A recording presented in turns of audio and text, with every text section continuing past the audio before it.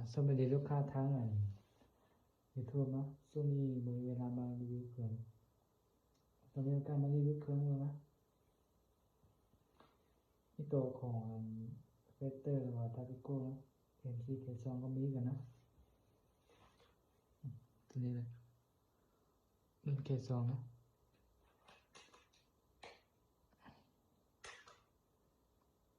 K2 มีว่าปั๊มนอกปั๊มในนี่มันนะ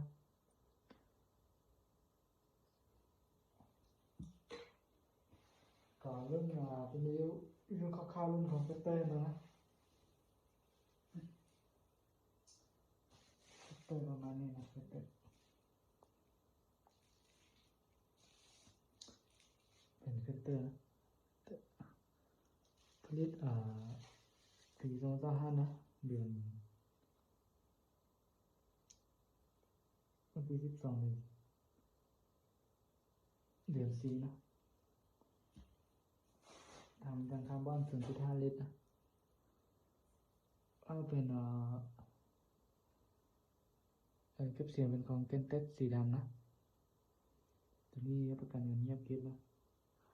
เล่าเป็นเล่าเป็นนะยาว10 เซนตัวนี้เบาตัวนี้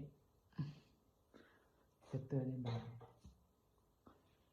เฟเตอร์กับท็อปกันเบานะตัวนี้เป็นกล้องBCนะตัวของแท้นะตัว USA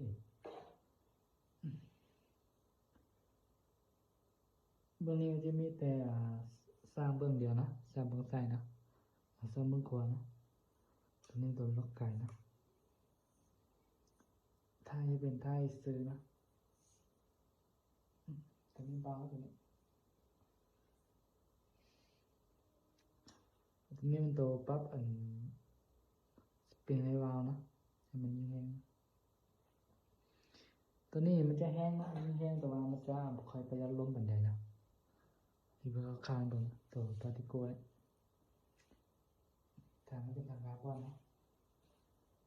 ถ้าคุณใดสนใจก็ติดต่อมาหาได้นะก็มารีวิวพาร์ติโก้กันนะพาร์ติโก้ทางคาร์บอนกล้อง BSA ขึ้นต่อไม้ล่าสุดนะพาร์ติโก้งานมือหนึ่งนะตัวนี้ให้ดึงเข้าหนูออกไปนะกล้อง BSA ทางคาร์บอนตัวนี้ครับประกันเรื่องประหยัดลมนะตัวนี้นะความแห้งก็ธรรมดาถือว่ายิ่งนกเป้ากินนกให้หรือว่าตัวคอกนะถือว่าโอเคสนะเรื่องนี้นี่เจ้าสุนทอดประมาณ2,000 ปลายนี่ก็ตัวแห้งนะยิงประมาณใน58 นัดมันจะกดไกลนั้นนะเพื่อล้มหลายตัวนี้หลายคนใส่ก็ถือว่าโอเคนะลูกค้าขอไปใส่เขาว่ากลมบิสเองนะทางคาร์บอนนะ0.5 ลิตรคลิปเสียงเป็นเกนเต็ดสีดำนะตอนนี้จะเป็นเราที่เคนะมีเรา2ไปนะเราของ FM8 กับที่เคนะเราโปรลิกอนยังมาบ่พอนะ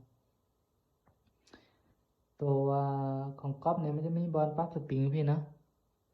เจ้าเป็นเบิ้งของก๊อฟเนี่ยมันจะมีบอลปั๊บนี้เบิ้งส่วนนี้นะงามเลยของก๊อฟเนี่ยเจ้าเบิ้งจิ้มมือมันก็คือตัวนี้นะจิ้มมือแล้วก็มันจะมีบอลปั๊บสปริงพี่นะเราออกมาแล้วมันจะเป็นของก๊อฟมันนะตัวนี้ใส่วาล์วแก๊สนะวาล์วแก๊สแบบไหนงานแบบนี้นะถังคาร์บอนก็มีเสียงราคา10 ล้านทวนนิดนึงนะรีวิวรอบต่อไป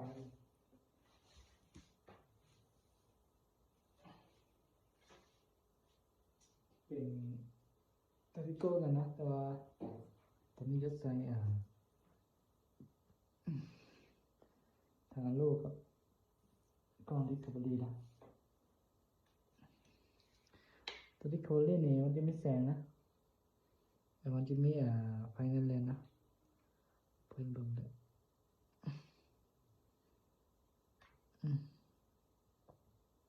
เหมือนเจอมันเลยเนาะมีคนจับกล้องเลยประมาณนี้นะจะเป็นแมนบวกเนี่ยตอนนี้เงินขึ้นเนี่ยโอเคนะเห็นซึ่งเรียงดีนะส่วนเบสเอถ้าเป็นไม่จำแต่ว่ายิ่งกลางคืนเนี่ยจะไม่เคยเห็นดีนะแต่ว่ามันจะมีข้อเสียข้อดีของมันนะกล้องนะตัวเบสเอนี่ถือว่ายิ่งกลางเว้นถือว่าโอเคสุดนะเพราะมันมีตัวจำเม็ดอยู่กลางกลางนะชุดยิ่งเป็นตัวเดียวกันนะของทาติโกะส่วนนี้ของก๊อปมาลายนะรุ่นอื่นก็ทาติโกะถ้าจำเบิ่งมันมีบนปั๊บสปริงนี่ก็ถือว่าเป็นของก๊อปมานะเอามาก็โม่ใส่ไปได้นะโม่ดำใส่ไปได้โม่ดำในข้างกันเนาะลูกค้าเขาว่าคนที่เขาเคยซื้อจากเขาซื้อของก๊อปมาเนี่ยโม่ดำใส่งานไปได้นะสมัยเป็นตัวโม่สีน้ำเงินนะตัวโอเคนะนี่คร่าวๆเลยนี่รุ่นของ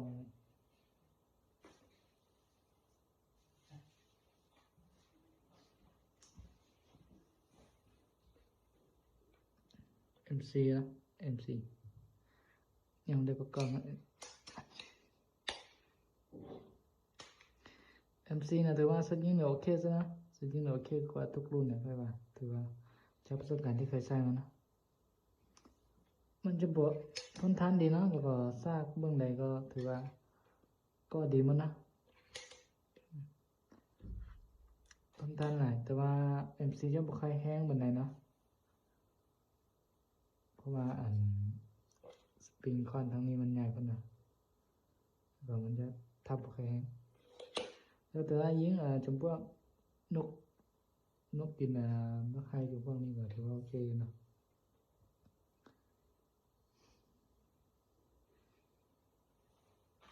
มีกล้องซูมนะเป็นตัวกลางนะตัวตีนพับได้นะการสร้างนะกล้องซูมเนี่ยก็ดีของมันก็ตัวน้อยมันจะค่อนไวสุดนะส่วนตัวใหญ่มันจะค่อนไม่ค่อยค่อนอะไร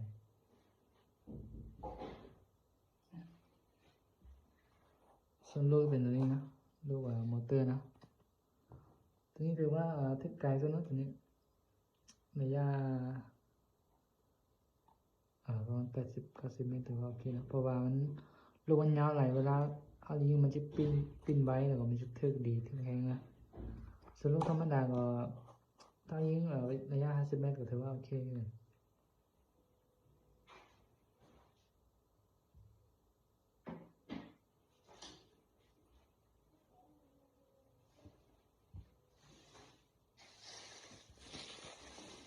ส่วนทางคาร์บอนก็ว่าข้ามใดสนใจเรามีใครเนี่ยให้กันนะว่างานนะ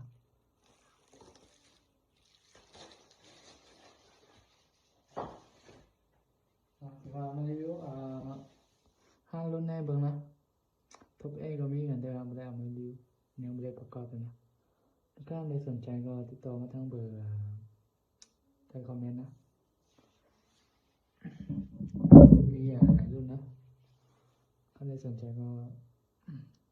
ติดต่อเบอร์ก็ถามรายละเอียดเบิ่งโทรเบิ่งเครื่องจริงได้เนาะเครื่องเขามีพร้อมส่งอยู่